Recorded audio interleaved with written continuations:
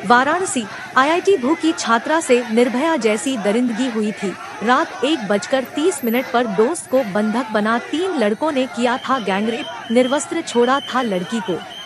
छात्रा के साथ आधी रात में छेड़छाड़ के साथ गैंगरेप हुआ था।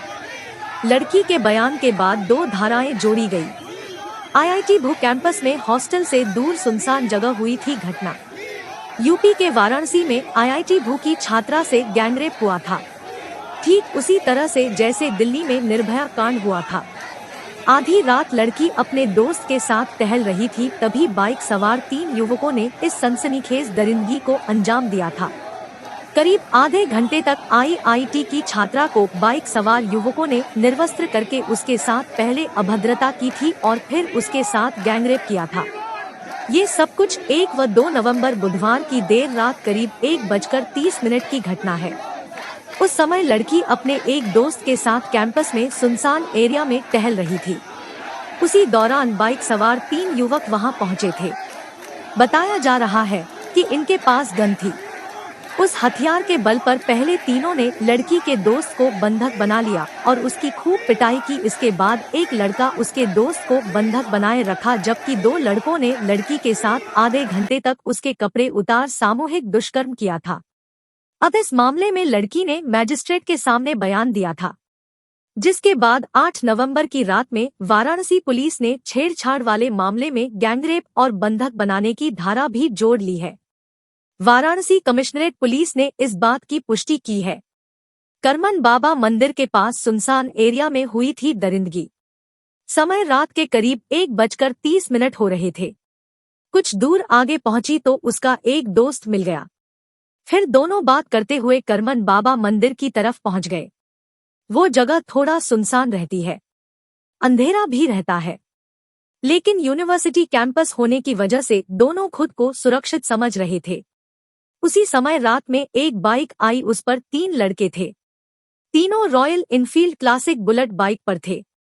एक थोड़ा मोटा था, एक पतला, तीसरा मीडियम कद काठी का। तीनों लड़कों की हाइट मीडियम ही थी। इन तीनों लड़कों ने पहले दोनों लड़के और लड़की को अलग कर लिया था। इसके बाद लड़की को कुछ दूर और सुनसान जगह पर ले गए थे। दोनों लड़कों ने लड़की का मुंह दबा लिया था ताकि वो शोर नहीं मचा सके। इसके बाद लड़की को दोनों ने किस करना शुरू किया और फिर उसके सभी कपड़े उतरवा दिए। आरोपियों ने लड़की का न्यूड वीडियो भी रिकॉर्ड किया था। इस दौरान लड़कों ने पीड़िता का न्यूड रहते हुए का वीडियो भी रिकॉर्ड कर लिया था। उसके बाद लड़की का फोन नंबर भी जबरन ले लिया था। किसी तरह लड़की भागते हुए पास के एक प्रोफेसर के घर तक पहुंची थी। उसी दौरान बाइक की आवाज आई तो सुनकर वो डर गई थी। कुछ देर तक छुपी रही, फिर वो हिम्मत करके प्रोफेसर के घर तक पहुंची।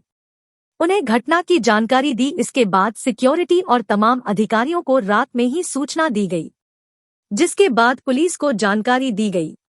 अगली सुबह 2 नवंबर से छात्रों में घटना आग की तरह फैल गई, जिसके बाद छात्र सड़क पर उतर आए और विरोध करने लगे थे। नए बयान के आधार पर 2 धाराएं बढ़ाई गई।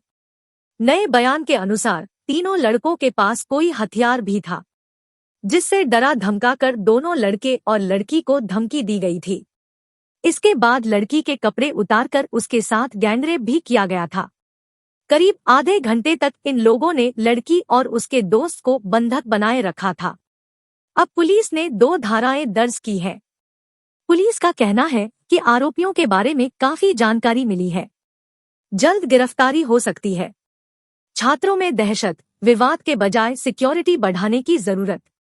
बीएचयू में एबीवीपी के प्रेसिडेंट अभय प्रताप सिंह ने बताया कि इस घटना की जानकारी सुबह होने तक आग की तरह फैल गई। इस घटना के बाद छात्र लगातार प्रदर्शन कर रहे हैं, लेकिन इसी बीच आईआईटी बीएचयू और बीएचयू कैंपस के बीच दीवार को लेकर विवाद शुरू हो गया।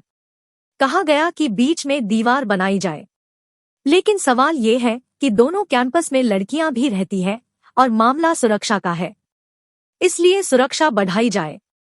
प्रेसिडेंट अभय प्रताप ने बताया कि 8 नवंबर की रात में लड़की के बयान के बाद गैंगरेप और एक अन्य धारा बढ़ाई गई है। अभी तक गिरफ्तारी नहीं हुई है, लेकिन पुलिस अधिकारियों ने हम लोगों से दावा किया है कि काफी हद तक आरोपियों के बारे में जानकारी मिल गई है। जल्द ही केस का खुलासा कर दिया जाएगा। वहीं पुलिस कमिश्नर अशोक जैन ने एक मीडिया इंटरव्यू में बताया कि आरोपियों के बेहद करीब पुलिस पहुंच चुकी है। जल्द ही पूरी घटना का खुलासा किया जाएगा।